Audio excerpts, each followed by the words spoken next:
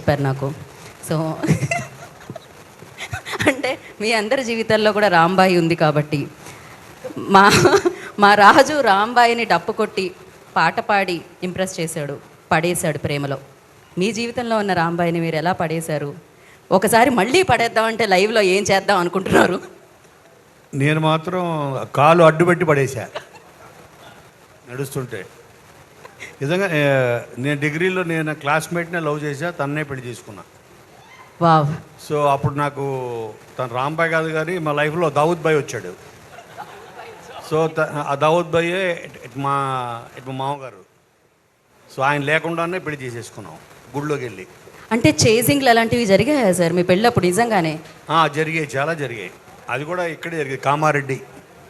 కామారెడ్డి నుంచి తీసుకెళ్ళి లేపుకెళ్ళి పెళ్లి చేసుకున్నా. వామ్మో, మామూలు యాక్షన్ లవ్ స్టోరీ కాదు ఇదైతే. క్రేజీ అసలు.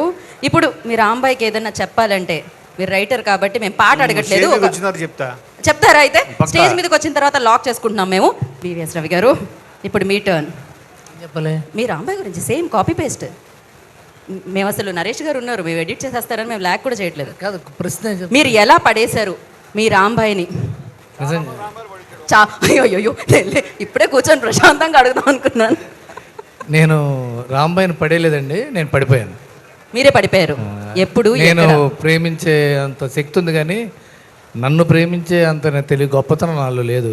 నేనే అమ్మాయిని ప్రేమించి పడిపోయి కాళ్ళ పడి ప్రేమించి పెళ్లి చేసుకున్నాను. నాకు మా ఆవిడకి నేను లవ్లో పడిపోయి బతిమాలి పెళ్లి చేసుకున్నాను.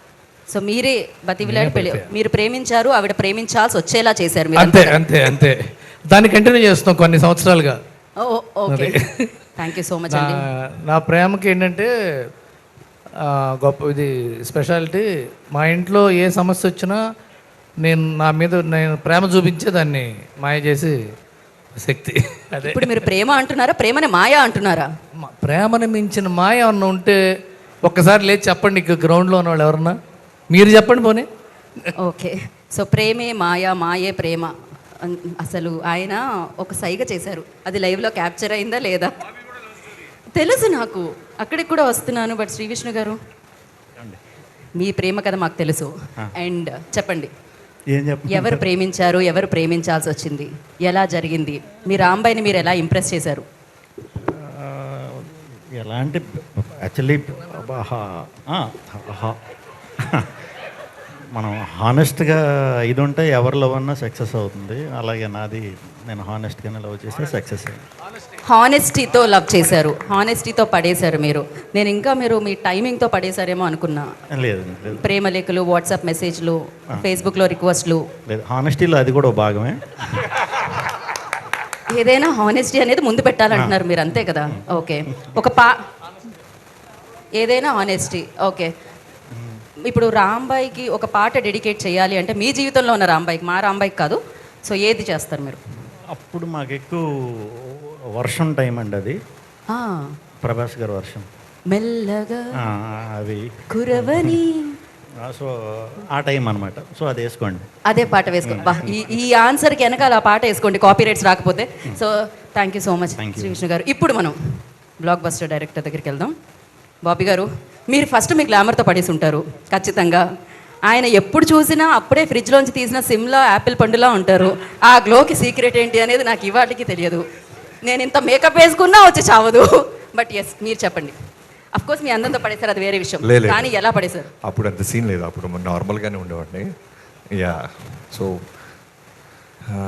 9th క్లాస్ చదువుతున్న అమ్మాయిని ఇంటర్మీడియట్ ఫస్ట్ ఇయర్లో ఉన్న నేను లవ్ చేసి ఇలాగ చేసి ఇండస్ట్రీకి వచ్చిన తర్వాత రైటర్ అయ్యి ప్రేమించి వాళ్ళ పెద్దలను ఒప్పించి పెళ్లి చేసుకున్నాను. ఓ మై గాడ్, ఇక్కడ 9వ తరగతి ప్రేమ కథ అన్నమాట. తూనిగ లవ్ స్టోరీ. బట్ పెళ్లి చేసుకుంది మాత్రం తర్వాత, మేజర్ అయిన తర్వాత 2002లో మొదలెట్టి 2011లో 2001. యా, డేట్ సరిగ్గా చెప్పబోతే మళ్ళీ మా ఆవిడ ఇంటికి వెళ్ళిన తర్వాత బట్టలు బయట వేస్తుంది. సో 2001 ఆ టైం డన్. సో మీ రాంబాయికి ఏదైనా ఒక పాట డెడికేట్ చేయాలండి. ఇప్పుడు ఆయన అన్నారు వర్షం టైంలో అని, మీది ఏ టైంలో? త్రివిక్రమ్ గారి సినిమా నువ్వే ఉంది కదా, శ్రియా అండ్ తరుణ్ గారిది. సో ఆ సినిమా పాటలు తెగ వింటూ నేను ఇమాజిన్ చేసుకుంటూ ఉండేవాడు. ఒక లైన్ మీరు చెప్పినా పర్వాలేదు. నేను పాడితే మొత్తం వెళ్ళిపోతారు, వద్దండి, నేను తీస్తా. విజిల్ ఏంటిది విజిల్కి నాకు Stage, తెలియదు. stage. ఒక్కసారి విజిల్ బాబీ గారు ఒకసారి విజిల్ వేయాల్సిందే. విజిల్తో పాడతారా? విజిల్తో పాడాలి.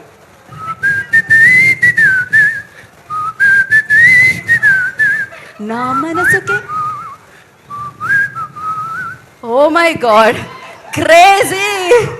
సో బాబీ గారు థ్యాంక్ యూ, శ్రీ విష్ణు గారు అండ్ కోన వెంకట గారు, వివిఎస్ రవి గారు థ్యాంక్ యూ.